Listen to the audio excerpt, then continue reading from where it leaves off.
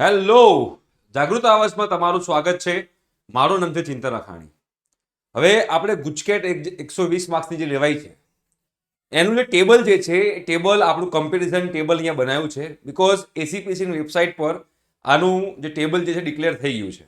તમે સીબીએસઈ બોર્ડના હો કે ગુજરાત બોર્ડના હો, તમામે તમામ વિદ્યાર્થીઓ માટે આ ગુજકેટના માર્ક્સ જે છે એ કોમન તમે કન્સિડર કરી શકશો. એટલે ધ્યાનથી તમે લોકો સમજજો કે 2023માં 120 માંથી કેટલા માર્ક્સ હતા અને ત્યારે કેટલા પર્સન્ટાઇલ બનતા હતા. 2024માં એટલે કે લાસ્ટ યર 120 માંથી કેટલા માર્ક્સ આવે ત્યારે કેટલા પર્સન્ટાઇલ બનતા હતા. તો એ હિસાબે 2025માં તમારા કેટલા પર્સન્ટાઇલ બનશે તમને એમનો એપ્રોક્સિમેટ આઈડિયા આવશે. રાઈટ, તો આ વસ્તુ તમે લોકો ધ્યાનથી સમજજો.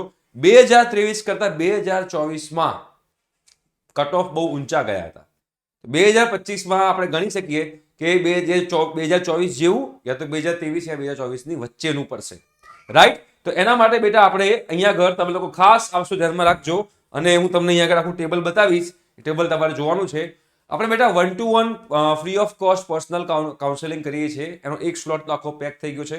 જો તમારે પણ અમારી સાથે કરાવવાની ઈચ્છા હોય તો આપણે કદાચ બીજો સ્લોટ પણ ઓપન કરવાના છીએ.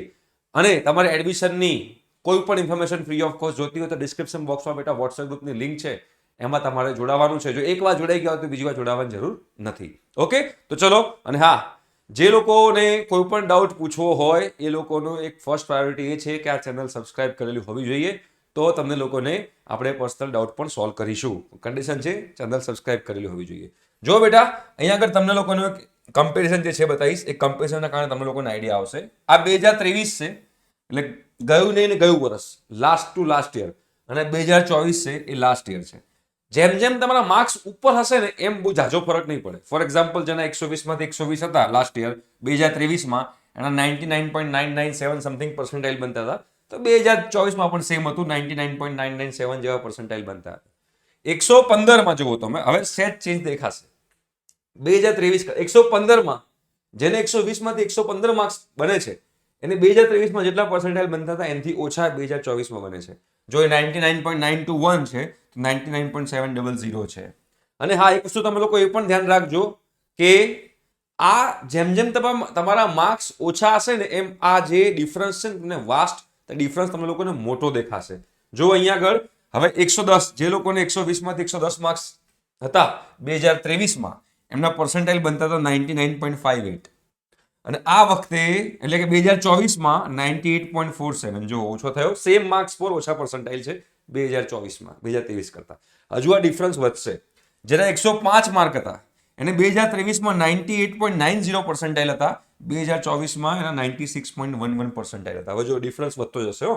જેના 120 માંથી 100 માર્ક્સ હતા ગુજકેટમાં એ લોકોને 2023માં 97.80 પર્સન્ટાઇલ હતા, તો 2024માં 93 પર્સન્ટાઇલ હતા. એટલે તમને રેન્જ ખબર પડી શકે કે તમારે 120 માંથી કેટલા માર્ક્સ છે તમે કન્સિડર કરો અને એના હિસાબે તમારા કેટલા પર્સન્ટાઇલ બને છે તમને લોકોને આઈડિયા આવશે. જો હવે એથી મોટો રેન્જ દેખાશે.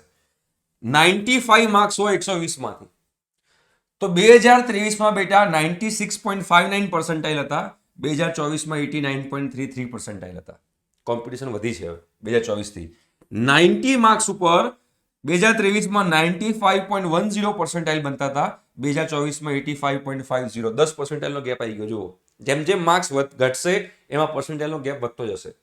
જો જેના 85 માર્ક્સ હતા તો 2023માં 93.29 પર્સન્ટાઇલ હતા, 2024માં 81.33 પર્સન્ટાઇલ હતા. જો ગેપ વધતો જાય છે.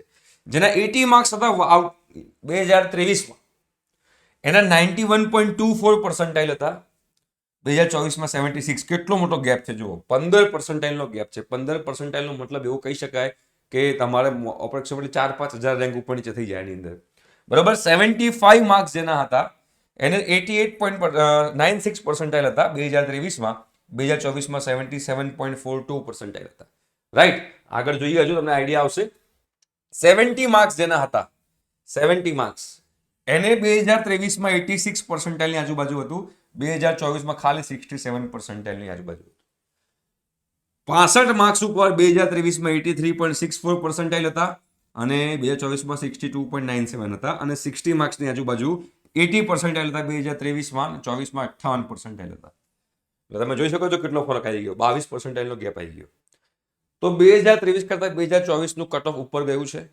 રાઈટ, જે એપ્રોક્સિમેટ લોકોએ એક્સપેક્ટેશન રાખ્યા હતા એના કરતાં ઓછા પર્સન્ટાઇલ આવ્યા હતા. તો આ વખતે તમારા રેન્જ તમને ખબર પડી શકશે કે તમારા ધારો કે અત્યારે 70 માર્ક્સની આજુબાજુ તમારા માર્ક્સ બનતા હોય 120 માર્ક્સથી, તમારા ગુજકેટના આપણે 70 થી 72 પર્સન્ટાઇલ ગણીને ચાલવાના. આ બંનેની વચ્ચેનો તમારો આંકડો ગણીને ચાલવાનો. એવરેજ ગલો તોય ચાલો, વાંધો ના આવે, પણ આ બંનેની વચ્ચે તમારો આંકડો પડશે એવું મારું પ્રિડિક્શન કહે છે. જેটা 5 વર્ષથી હું આ 5 થી 7 વર્ષ અમે લોકો જે ટીચિંગ અને આ એડમિશન કાઉન્સેલિંગમાં છીએ અને જે પેરેન્ટ્સને મળતા હોઈએ છીએ અને જે અમે એનાલિસિસ કરતા હોઈએ છીએ એના હિસાબે અમારો પ્રિડિક્શન છે કે આ તમારા પર્સન્ટાઇલ હોઈ શકે. તો ગુજકેટમાં કેટલા માર્ક્સ આ વખતે સારા ગણાશે? તો ગુજકેટમાં આ વખતે હું તમને કહું કે તમારા કેટલા માર્ક્સ સારા ગણાય, જેના કારણે તમને સારી કોલેજ, સારી બ્રાન્ચ, ગવર્મેન્ટ એન્જિનિયરિંગ કોલેજ તમને મળી શકે. તો તમારે ગણીને ચાલવાનું કે 100 માર્ક્સથી ઉપર હોય, 100 આઉટ ઓફ 100 માર્ક્સથી ઉપર હોય તો તમારા જે છે એ માર્ક્સ સારા ગણાશે, બરાબર, અને આપણને ચાન્સીસ છે સારી કોલેજ અને સારી બ્રાન્ચ મળવાના. ઠીક છે, 100 થી ઓછા હોય તો શું કરવું એ પણ જાણવું હોય તો કમેન્ટ બોક્સમાં કમેન્ટ કરજો અને વોટ્સએપ ગ્રુપમાં ખાસ જોડે જજો. બીકોઝ જે લોકોના ઓછા પર્સન્ટાઇલ છે, શું છે શું નહીં, એને પર્સનલી મળીને અમે લોકોને સરસ ગાઈડન્સ આપીને લોકોને સારી જગ્યાએ અમે લોકો સેટ કરતા હોઈએ છીએ. અને એ બધું ફ્રી ઓફ કોસ્ટ છે, કોઈ ચાર્જ લેતા હોતા નથી. એટલે ખાસ બેટા જો વોટ્સએપ ગ્રુપમાં જોડાવાનું બાકી હોય તો જોડાઈ જજો. ઠીક છે, thank you so much, by.